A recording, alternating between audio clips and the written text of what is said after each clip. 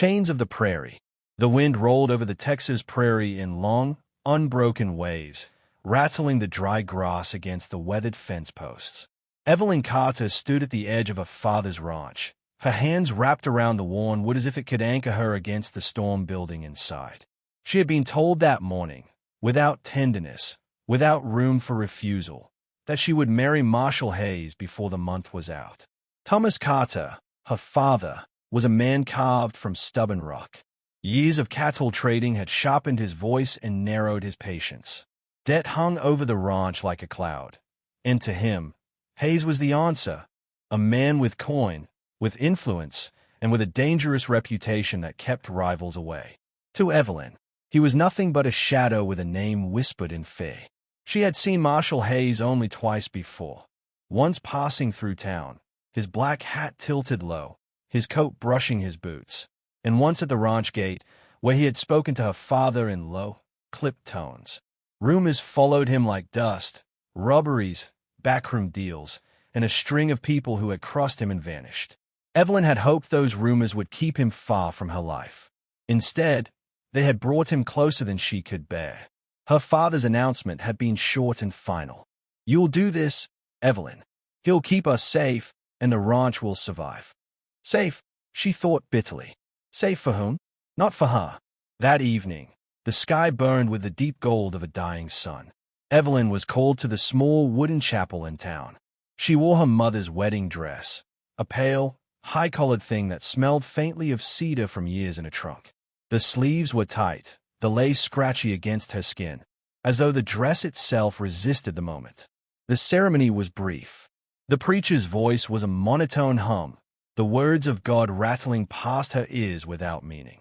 Hayes stood beside her, his gloved hand firm on hers, the scent of leather and gunpowder clinging to him. His vows were said with a cold precision, as though he were closing a deal. When it was her turn, Evelyn's voice wavered but did not break. She gave the words because she had no choice. Outside, townsfolk watched from the dusty street. Their eyes told stories, pity in some, curiosity in others, and fear in many. Hayes tipped his hat to them, his mouth curved in a smile that didn't reach his eyes. He placed a possessive hand on the small of Evelyn's back and guided her toward his horse. She felt less like a bride and more like a prisoner being escorted. The ride back to the ranch was silent except for the creak of saddle leather and the distant call of coyotes. The night air was cool, yet Evelyn's palms were damp inside her gloves. Every mile seemed to pull her farther from the life she had known and deeper into a place she could not see a way out of. When they reached the house, now her house, Hayes dismounted first, his boots crunching on the gravel. He didn't offer to help her down. Instead, he led the way inside, the lantern light casting long shadows against the walls. The place smelled of tobacco and old wood, the furniture heavy and dark. "This is yours now," he said simply, his eyes sweeping the room as though appraising property. "Keep it in order. Don't wander without telling me." It wasn't a request. Evelyn nodded once, her throat too tight to speak. He handed her the keys to the cabinets, then disappeared into the back room, shutting the door with a firm click. Left alone, Evelyn wandered to the window. The prairie stretched out beyond the glass, endless, open, free. A sliver of moon hung above it like a silver promise she could almost touch. She pressed her fingertips to the cool pane, imagining for a moment what it would feel like to ride away without looking back. But her father's words echoed in her mind. Hazy's grip still burned on her skin. Freedom was a dream she wasn't sure she could afford. The wind shifted, carrying with it the faint sound of hoofbeats from far off. She leaned closer to the glass, but saw only darkness beyond the lamplight. A shadow moved on the ridge, tall and solitary, before vanishing into the folds of night. She could not tell if it was real or just the longing in her heart conjuring shapes. Behind her, Hazy's door creaked open. His boots thudded across the floorboards. "Get some rest," he said, his voice low but edged. "We start early tomorrow." Evelyn turned from the window, the image of the lone rider still fresh in her mind. She moved toward the small bedroom prepared for her, the weight of the day pressing into her bones. As she lay down, the prairie wind whispered through the cracks in the walls, a sound almost like words. It was a promise, or perhaps a warning. She couldn't yet tell which. Whispers of the wind. Dawn on the prairie came with a pale light and the low hum of wind through dry grass. Evelyn rose before Hayes, the habit of ranch life still ingrained in her bones. She stoked the stove, fetched water from the pump, and prepared a breakfast she barely touched. Hayes left before midday, muttering about business in town and taking his revolver with him. The moment the door closed, silence wrapped around the house like a second skin. She stepped outside, needing space, needing air. The sun was already high, glaring against the horizon. Evelyn crossed the pasture toward the corral where one of the younger horses, a bay colt, tossed its head nervously. Its rope lead had come loose, and the animal stamped in the dust. Before she could reach it, a figure emerged from beyond the fence, a tall rider guiding a paint horse. His buckskin clothing blended with the land, and his long braids shifted with the breeze. He moved without hurry, his presence calm yet commanding. Evelyn froze, one hand on the fence post. He approached the colt slowly, murmuring words she didn't understand. The horse stilled, ears flicking forward, as if the stranger's voice had settled something inside it. With deft hands, he secured the lead and tied a proper knot. Only then did he look toward Evelyn. "I did not mean to startle you," he said, his voice deep and even. "You didn't," she replied, though her pulse told another story. He introduced himself simply, Tala, a warrior of the Comanche people. He was traveling toward his band's camp to the north. Evelyn offered a quiet thanks for his help with the horse. The moment lingered, the wind carrying the faint scent of sage between them. "You live here?" Tala asked, glancing toward the house. She nodded. "With my husband." His eyes narrowed slightly, not in judgment, but in understanding. A man should guard what he values, and not as one guards a locked box. The word struck her harder than she expected. She thought of Hazy's firm hand at her back during the wedding, his orders disguised as instructions. The comparison to a locked box was too apt. A distant hawk's cry cut through the stillness. Tala shifted in his saddle. "There are storms coming, not just of wind. Be careful." He touched 2 fingers to the brim of his headband in a subtle farewell, then guided his horse toward the open plain. Evelyn watched until he became a small figure against the horizon, then disappeared entirely.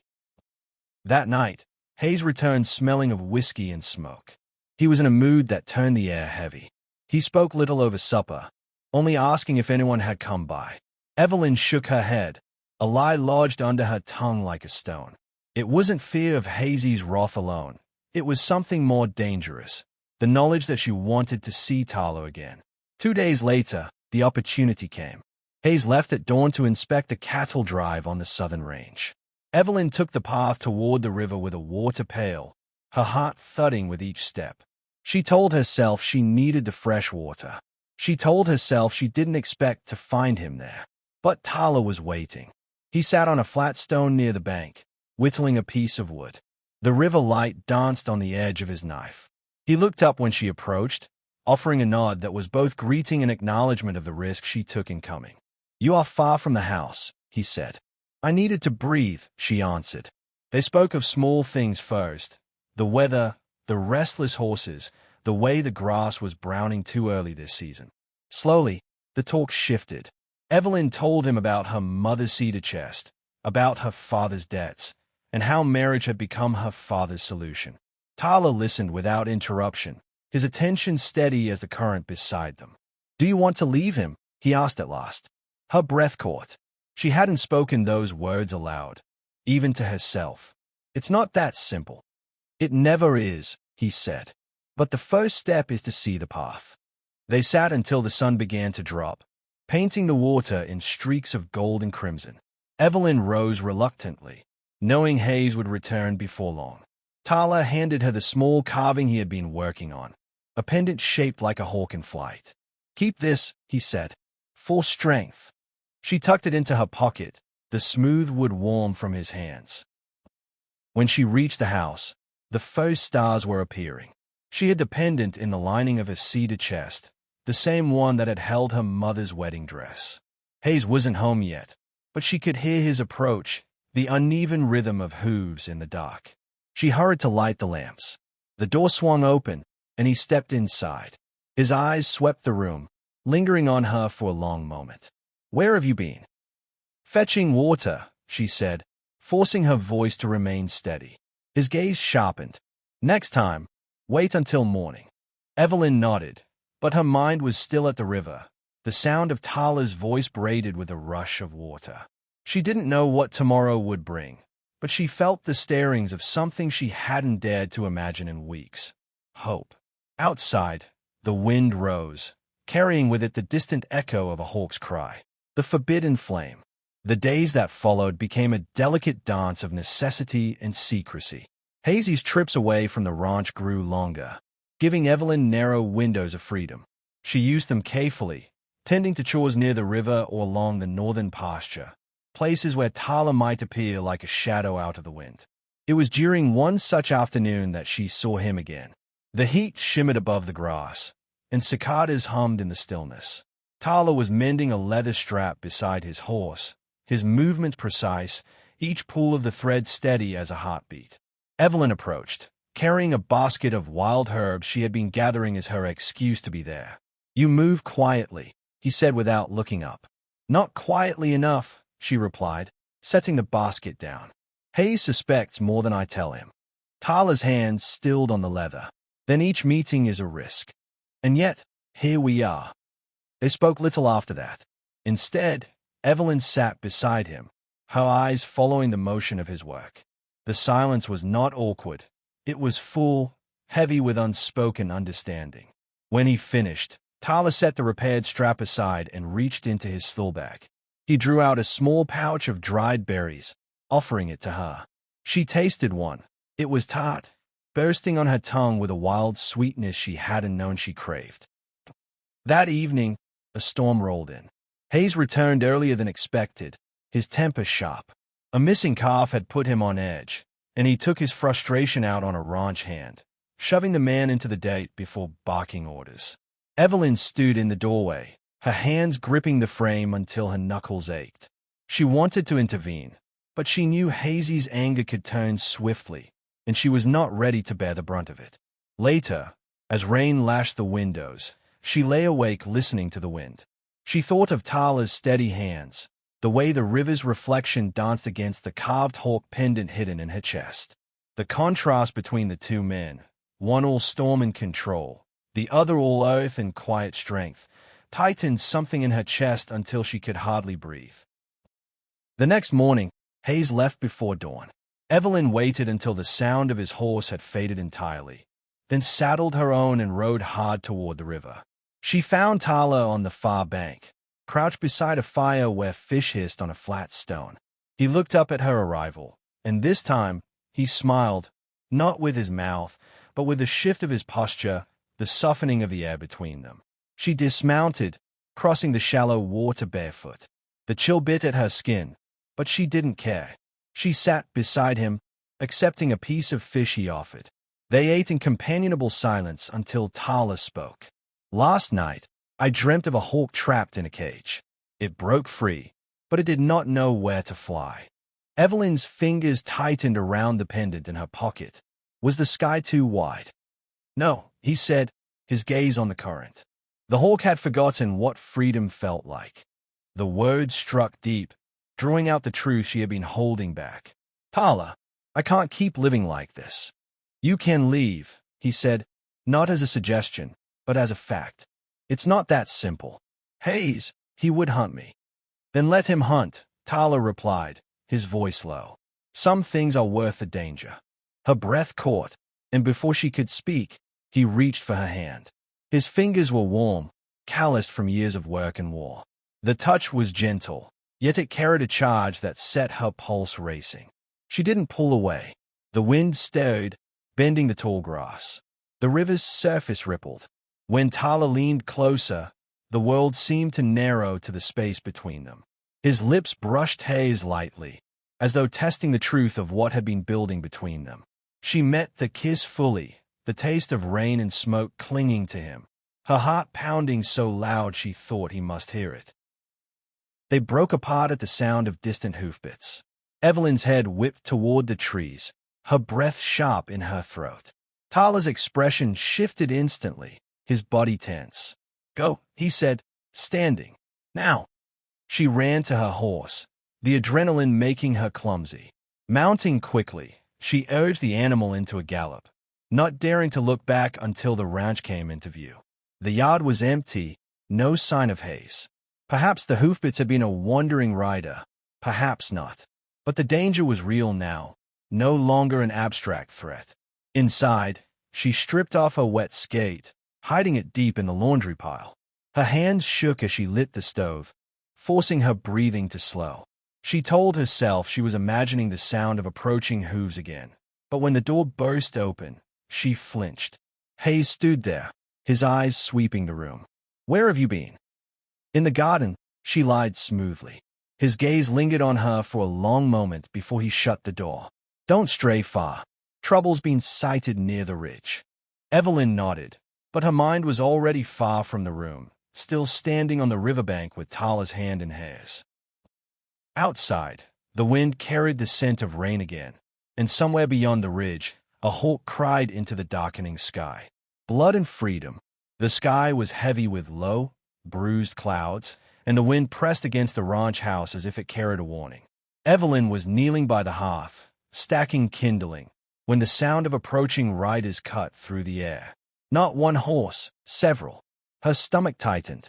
Hayes was home, but he wasn't alone. The door swung wide. Hayes stepped in, mud on his boots, the brim of his hat dripping with rain. Two men followed, rough-faced and silent. Hayes's gaze found her instantly. There was no greeting, no slow appraisal, only a cold certainty in his eyes. "You've been seen," he said flatly. Her hand stilled on the firewood.